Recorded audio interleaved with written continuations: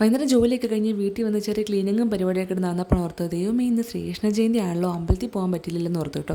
പിന്നെ ഓർത്ത് എന്തായാലും സമയമുണ്ടല്ലോ, നമുക്ക് വൈകുന്നേരം പോകാൻ ഓർത്തത് ആ പരിപാടികളൊക്കെ ഒന്ന് സ്പീഡിലാക്കി. പിന്നെ അപ്പോൾ പെട്ടെന്ന് തന്നെ സമയം കളയാണ്ട് പിള്ളേർക്കും എനിക്കുള്ള ഡ്രസ്സൊക്കെ എടുത്ത് വെക്കുക കേട്ടോ. അങ്ങനെ അതൊക്കെ എടുത്ത് വെച്ചതിന് ശേഷം പിള്ളേർക്കുള്ള ദോശ ഉണ്ടാക്കും കേട്ടോ. ഗോതമ്പ് ദോശയാണ് ഉണ്ടാക്കുന്നത്. സൈഡിൽ എൻ്റെ ചായ ഇരിപ്പുണ്ട്. അങ്ങനെ അതൊക്കെ കുടിച്ച് കഴിഞ്ഞു, ദോശയും വെച്ചു. ഇതേ പിന്നെ ഇപ്പോൾ കാണിക്കുന്നൊരു മെഡിസിൻ ആട്ടോ, അവൾക്ക് പെൻഷനിലും ഉണ്ട് ചൂട്ടിക്ക്. അങ്ങനെ അത് കളയാൻ വേണ്ടിയിട്ട് ഇത് തേച്ച് 15 മിനിറ്റ് വെക്കണം, എന്നിട്ട് കുളിപ്പിക്കാൻ പറ്റുള്ളൂ. അങ്ങനെ ഫുഡൊക്കെ കൊടുത്ത് കുളിപ്പിച്ച് ഇതേ ഒരു ക്രീം തേക്കുന്നുണ്ട്, ഡ്രൈ സ്കിന്നിനെ പറ്റി ക്രീം ആട്ടോ. അങ്ങനെ ഞങ്ങൾ റെഡിയായി നേരെ അമ്പലത്തിലോട്ട് പോകാണ്ട്. വീട്ടിന് തൊട്ടടുത്തുള്ള അമ്പലമാണ്.